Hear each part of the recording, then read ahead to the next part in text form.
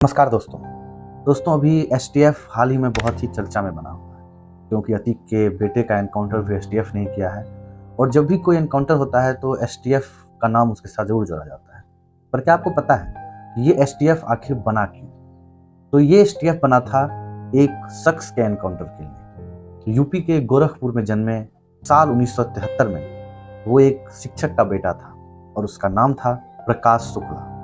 ये कहानी है प्रकाश शुक्ला की, जिस कारण से एसटीएफ का गठन करना पड़ा था। प्रकाश शुक्ला एक ऐसा शख्स था जो ये चाहता था कि पूरा भारत उससे डरे। उसकी कहानी बहुत इंटरेस्टिंग है। मात्र 25 वर्ष की आयु में उसका एनकाउंटर यूपी के एसटीएफ ने ही किया था। दोस्तों, जब उसका जन्म हुआ, वो जब अपना पढ़ाई शुरू करता है तो पढ़ने में वो बहुत ही एक एवरेज स्टूडेंट था। इसलिए प्रकाश शुक्ला का शौक पहलवानी में बहुत ज़्यादा था।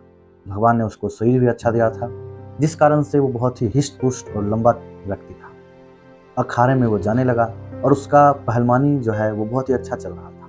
इसी बीच एक घटनाक्रम होता है। साल 1993 में राकेश नाम के एक शख्स ने, उसकी बहन जब रास्ते से जा रही थी प्रकाश शुक्ला की, तो उसको देख के सीटी बजाई। ये बात प्रकाश शुक्ला को एकदम हजम नहीं होती है क्योंकि वो पहलवानी भी करता था पहले से ही।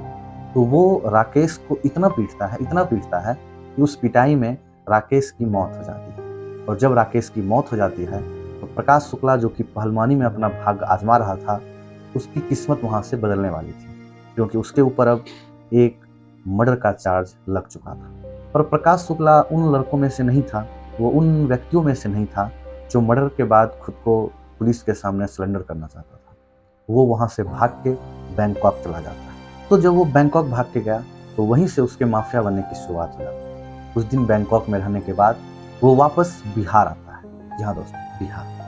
और बिहार में एक नाम जो कि आप सभी ने लगभग सुना ही होगा, बहुत ही चर्चित नाम है, सूरजभान सिंह। वो वापस जब आता है तो वो सूरजभान सिंह के पास जाता है और सूरजभान उसको अपने छत्र छाया में रखते हैं। वो उनके साथ रहता है। प्रकाश शुक्ला जो है वो बहुत सारे सुपारी लेने लगते हैं और बहुत सारा वो लोगों को धमकाने लगता है। एक तरह से वो अब प्रोफेशनल माफिया बनने की ओर अपना कदम आगे बढ़ा चुका होता है। उसके जो चर्चे हैं सुपारी लेने के और लोगों को डराने धमकाने के, वो बिहार, यूपी, दिल्ली, यहाँ तक कि नेपाल तक वो बहुत ही चर्चित हो जाता है और बहुत ही फेमस हो जाता है कि एक नया अपराधी जो है वो आया है इस अंडरवर्ल्ड में और वो पूरे सबको धमका रहा है। और वो अपना वर्चस्व यूपी में ज़्यादा बढ़ाना चाहता है। इसी क्रम में वो साल 1997 में यूपी के एक विधायक थे, नाम वीरेंद्र शाही था।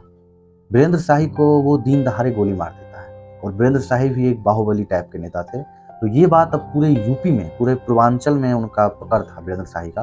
पूरे पूर्वांचल में ये बात फैल जाती है कि प्रकाश शुक्ला नाम का एक नया व्यक्ति है जो वीरेंद्र शाही को दिन दहाड़े गोली मारकर उनका हत्या कर दिया है। और इससे पूर्वांचल में अब प्रकाश शुक्ला का एक नया वर्चस्व कायम होता है। साल 1997 में ही हरिशंकर तिवारी नाम के एक और विधायक होते हैं। प्रकाश शुक्ला से इतने डरे हुए होते हैं कि वो प्रकाश शुक्ला के पिताजी को हमेशा अपने साथ रखता है ताकि प्रकाश शुक्ला उनके ऊपर अटैक नहीं करे।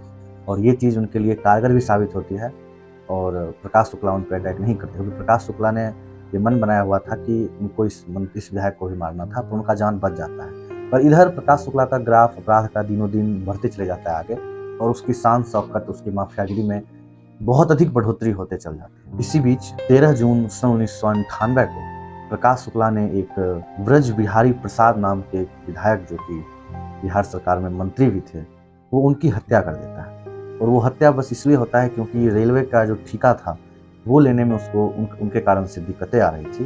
तो इसका खौफ और इस हद तक बढ़ चुका था कि ये दिन दहाड़े किसी की भी हत्या कर रहा था और ये बातें अब सरकार को हजम नहीं हो रही थी। पर बात तब बहुत ज़्यादा बढ़ गई जब पुलिस प्रशासन के सुनने में ये बातें आने लगी कि अब प्रकाश शुक्ला ने मुख्यमंत्री कल्याण सिंह का ही सुपारी ले लिया है, वो भी पूरे 6 करोड़ में। यानी कि पुलिस प्रशासन के अब हाथ पैर फूल चुके थे क्योंकि सीधा मुख्यमंत्री का सुपारी ले लेना किसी माफिया के द्वारा ये कोई छोटी मोटी बात नहीं थी। जब कल्याण सिंह को ये बात पता चली तो वो भी बहुत ज़्यादा इस चीज़ से प्रभावित हुए और अपने एडीजी के सलाह पे एडीजी ने उनसे कहा कि ये सिर्फ पुलिस प्रशासन नहीं, आप एक ऐसी अलग टीम हम लोग बनाते हैं जिस टीम का नाम रखा गया एसटीएफ, स्पेशल टास्क फोर्स। और एसटीएफ को ये प्रावधान दिया गया कि वो पूरे देश में किसी भी इलाके में वो रेगुलेट कर सकता है।